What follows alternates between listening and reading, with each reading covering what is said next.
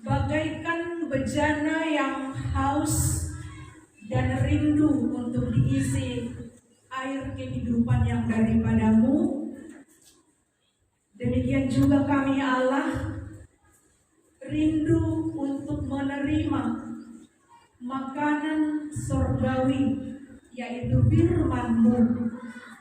Mampukan kami melalui Roh Kudus-Mu untuk mendengar serta mengaplikasikan firman-Mu yang akan kami terima. Dalam nama Yesus, sempurnakan doa kami Tuhan. Amin.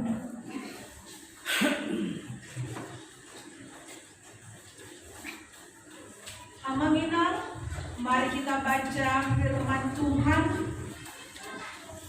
Khotbah buat kita minggu ini tertulis dalam kitab 2 Korintus pasal 6 ayat 1 sampai dengan ayat 10.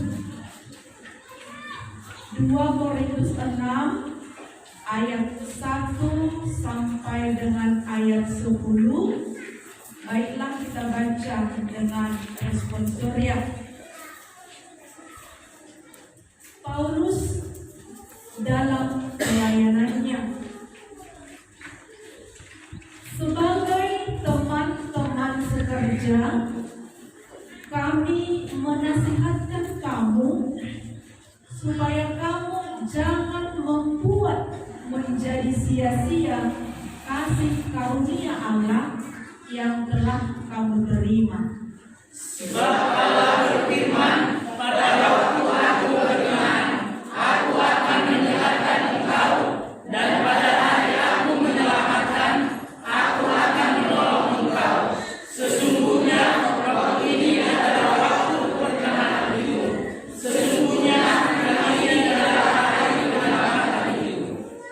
Dalam hal apapun, kami tidak memberi sebab orang tersandung, supaya pelayanan kami jangan sampai dicela. Sebaliknya, dalam segala hal kami menunjukkan bahwa kami adalah pelayan Allah, yaitu dalam menahan dengan penuh kesabaran dalam penderitaan, kesesakan, dan kesukaran, Dalam menanggung derang, dalam penjara dan kerusuhan, dalam berjerih payah, dalam berjaga-jaga dan berpuasa, Dalam kemurnian hati, pengetahuan, kesabaran, dan kemurahan hati, dalam Roh Kudus dan kasih yang tidak munafik, dalam pemberitaan kebenaran dan kekuasaan Allah, dengan menggunakan senjata-senjata keadilan untuk menyerang ataupun untuk membela, ketika dihormati dan ketika dihina,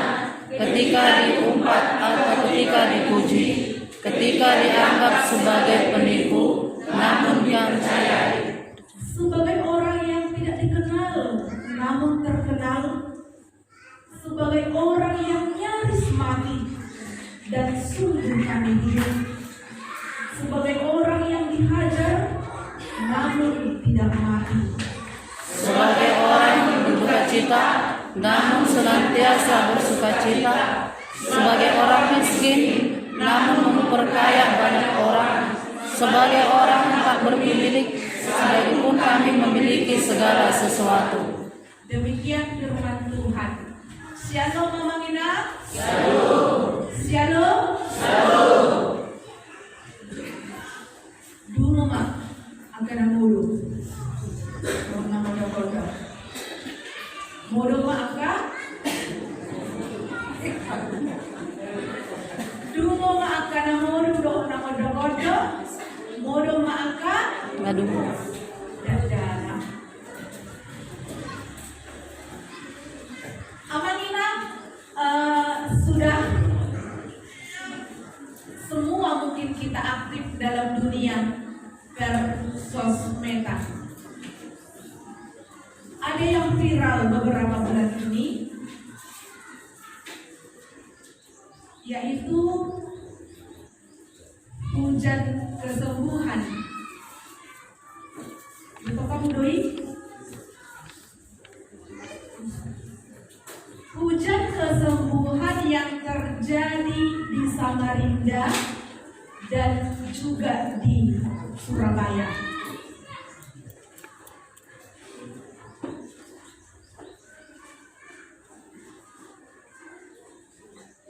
Yang mana seorang hamba Tuhan bernama Pastor Andi Simon.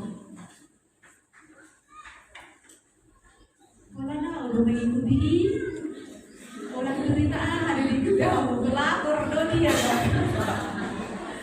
Hamba Tuhan bernama Pastor Andi Simon telah menyembuhkan 700 sekian orang yang sakit, sehingga dia dinamakan malaikat penyembuh. Kemudian dia pergi ke Surabaya. Ketika di Surabaya, dia sudah dikenal orang banyak. Juga banyak orang yang membawa keluarganya yang sakit untuk didoakan dan dijamah oleh Pastor Andi Simon. Ada yang sembuh total, ada yang bertahap. Satu hal yang menarik Amangina, ada seorang ibu yang berhijab sembuh oleh tangan Pastor Andi Simon. Kemudian ibu ini berkata, luar biasa Allahnya Pastor Andi. Alhamdulillah, aku disembuhkan oleh Allahnya Pastor Andi. Kemudian nama kita timbullah pro kontra, timbullah kritikan, timbullah percekcokan dari antara masyarakat. Mereka mengatakan tangkap Pastor Andi Simon sebab dia mengkristenisasi masyarakat. Ada yang mengatakan itu adalah caranya untuk mengkristenkan orang banyak. Ada yang mengatakan settingannya itu. Ada yang mengatakan itu adalah penipuan. Ada juga yang mengatakan wow, betapa murahan ternyata nama Yesusnya orang Kristen. Hanya disebut dalam nama Yesus orang itu sembuh. Murahan kali nama Yesusnya orang Kristen. Kita boleh ikuti itu Amangina nanti saudara. Saya tidak memaksakan kita Amangina untuk mempercayai itu, tidak.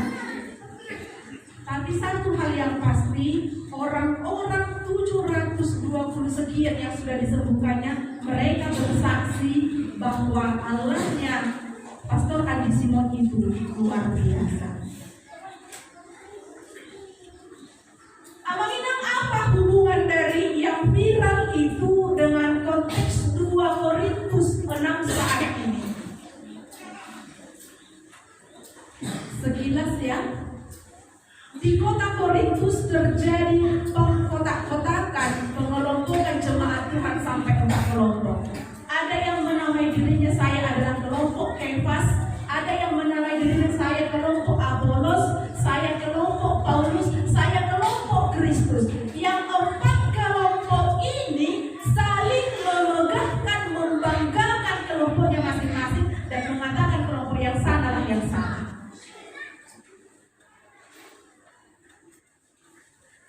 Amangina, sebetulnya tidak ada yang salah dengan keempat tokoh ini. Yang salah adalah mindset orang-orang pengikutnya. Kefas itu adalah tokoh Alkitab, seorang parjamita dan luar biasa. Malu parjamita. Jadi para pengikutnya mengatakan kami adalah kelompok Kefas karena Kefas itu adalah hamba Tuhan yang sangat pandai dalam berkhotbah. Kelompok Apolos mengatakan kamilah yang benar, sebab Apolos itu adalah seorang orator. Kamu tahu orator Amangina?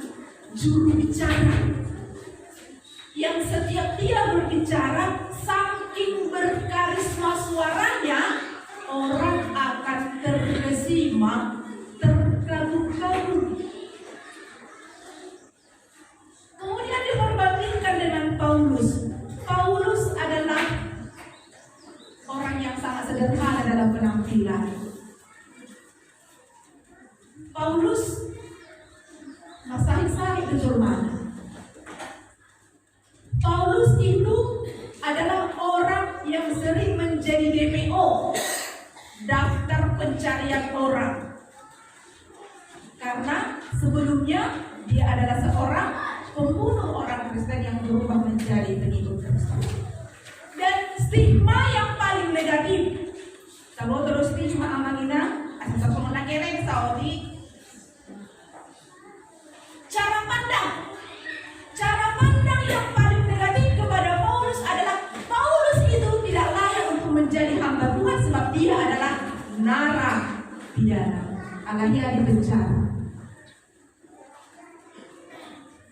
Kembali saya tekankan amanginang, dalam 4 kelompok itu ada yang menamai diri saya adalah kelompok Kristus. Saya tidak mau tergabung dalam kelompok ini. Pokoknya saya beribadah. Yang kupercayai adalah Kristus. Tidak ada yang salah dengan 4 orang tersebut, tetapi yang salah adalah pemikiran atau mindset para pengikutnya. Saya akan bacakan untuk kita amanginang. Ternyata apa yang menjadi jawaban atas persoalan Korintus, saya akan bacakan dari 1 Korintus 12 ayat 8.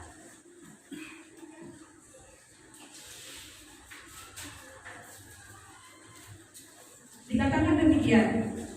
Selanjutnya mereka mendapat karunia, ada untuk mengadakan mukjizat, ada untuk menyembuhkan, ada untuk melayani, ada untuk memimpin, ada untuk berkata-kata dalam bahasa roh. Yang artinya di situ amanina, Tuhan memberikan talenta yang beragam, Tuhan memberikan anugerah yang bermacam-macam kepada setiap orang.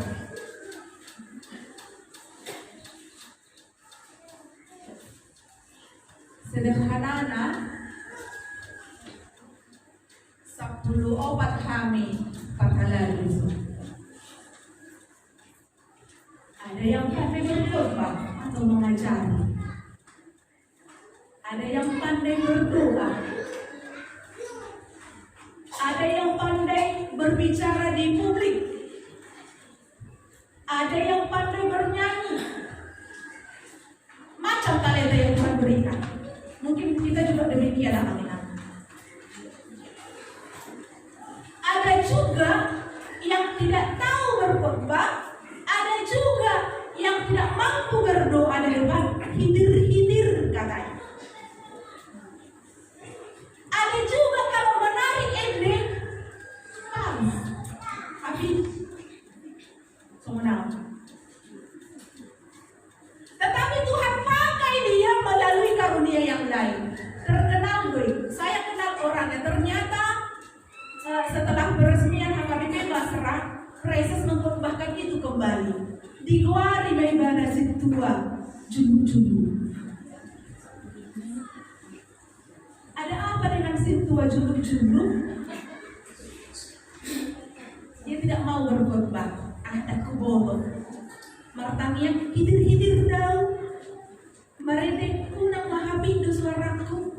Tetapi dia memiliki satu keluar biasaan. Setiap hari Minggu pagi, yang dia sudah tua, saya kenal, Marta Hutapea di Lembu Putih.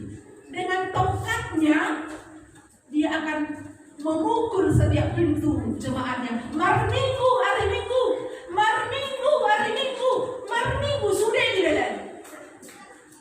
Jadi imana masa lalu dan pertama saat gereja.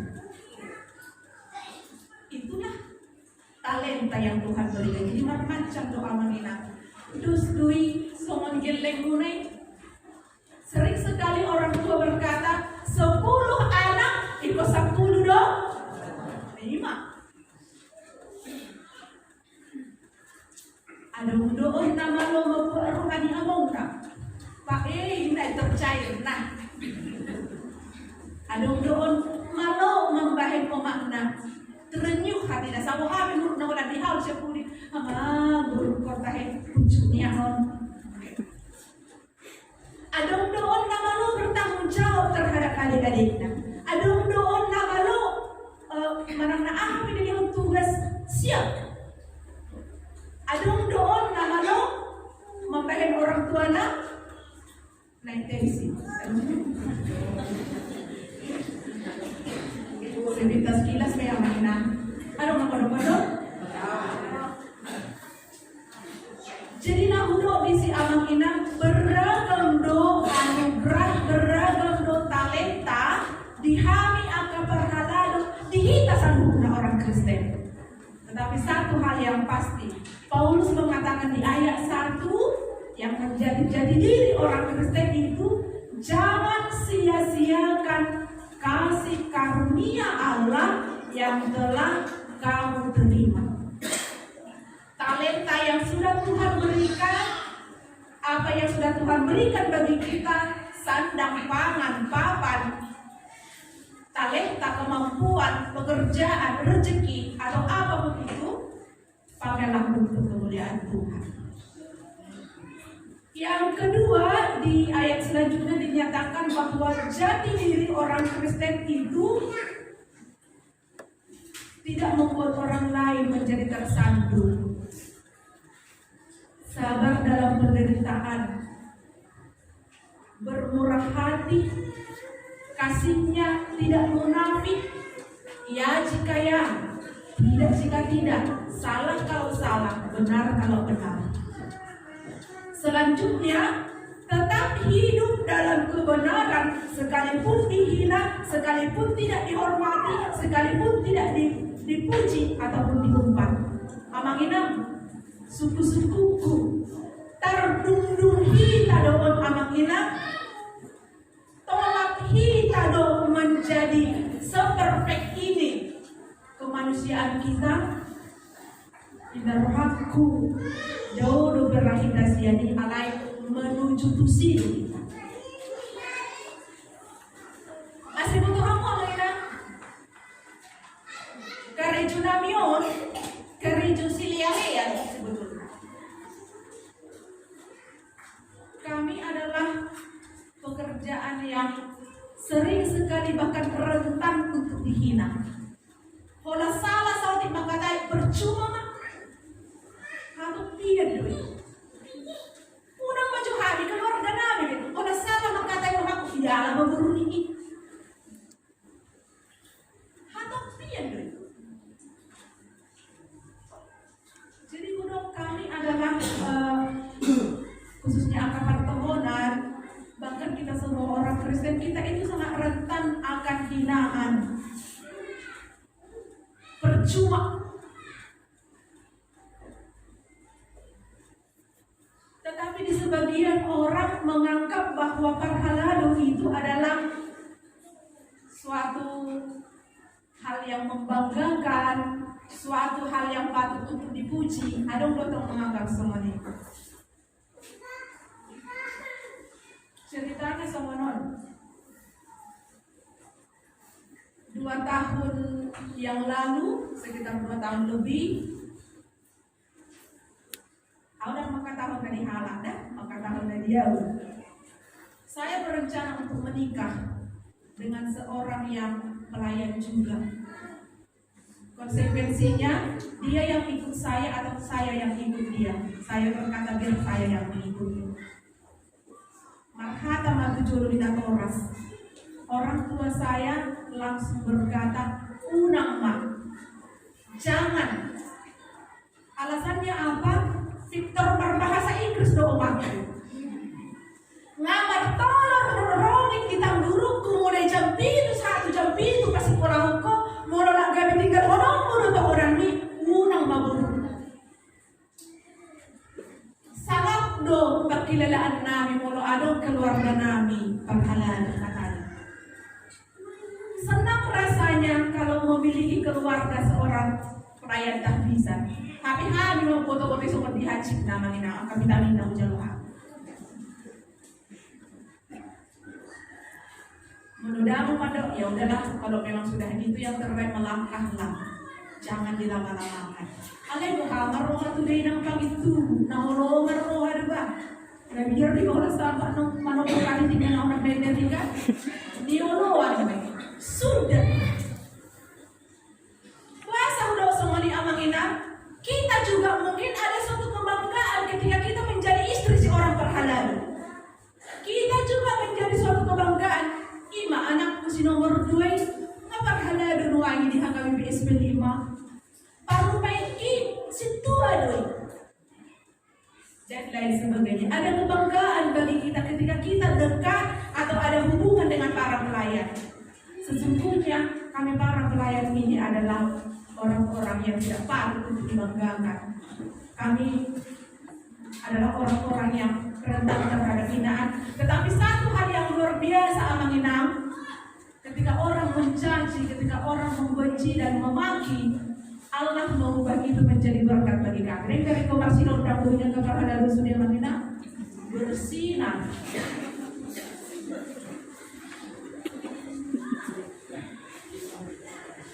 Ya, ini maju siapa?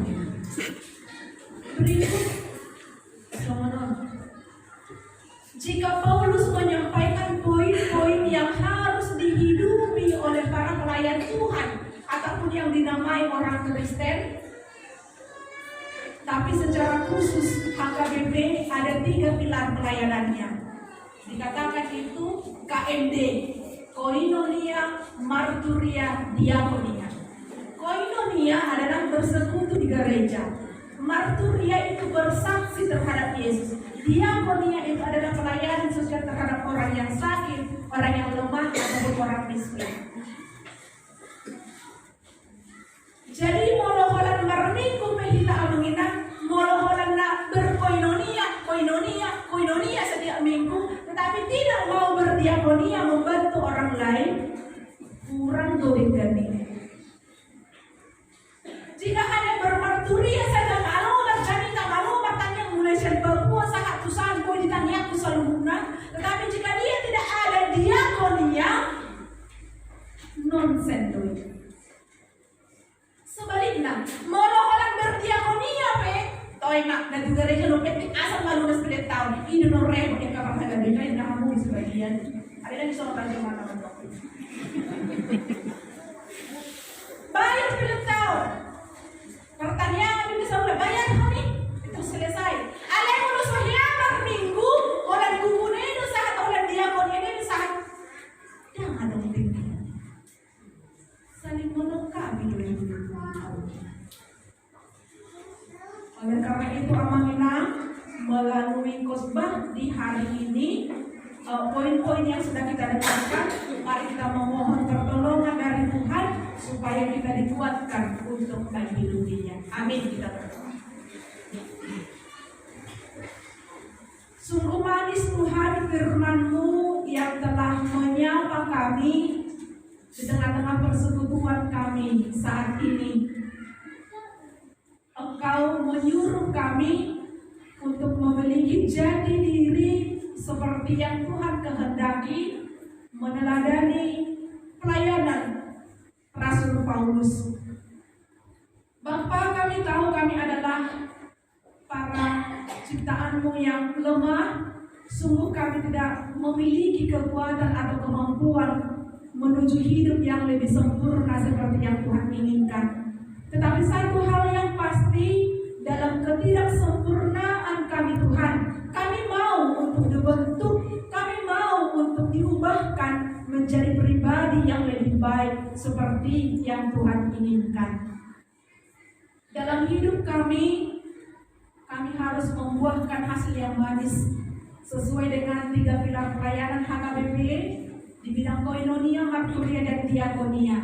Bapa, Engkau topang kami melalui Roh Kudus-Mu supaya kami mampu sedikit demi sedikit menunjukkan sikap yang bisa berbuah seperti yang sudah kami dengarkan pada saat ini.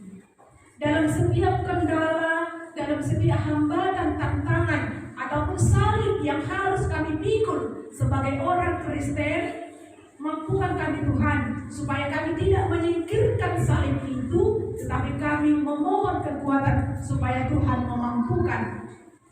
apapun yang kami boleh hadapi, ujian apapun yang Tuhan izinkan terjadi dalam rumah tangga setiap jemaatmu, dalam persoalan setiap pribadi kami, turut campur tanganlah Engkau Tuhan untuk memberikan solusi yang terbaik bagi kami semua. Segala pekerjaan, segala rencana kami 1 minggu ke depan, biarlah Tuhan yang senantiasa menuntun langkah kami supaya memampukan kami bertindak sesuai dengan kehendak Tuhan. Berkati kami Tuhan, cukupkan kami akan segala apa yang kami butuhkan. Berikan kami Tuhan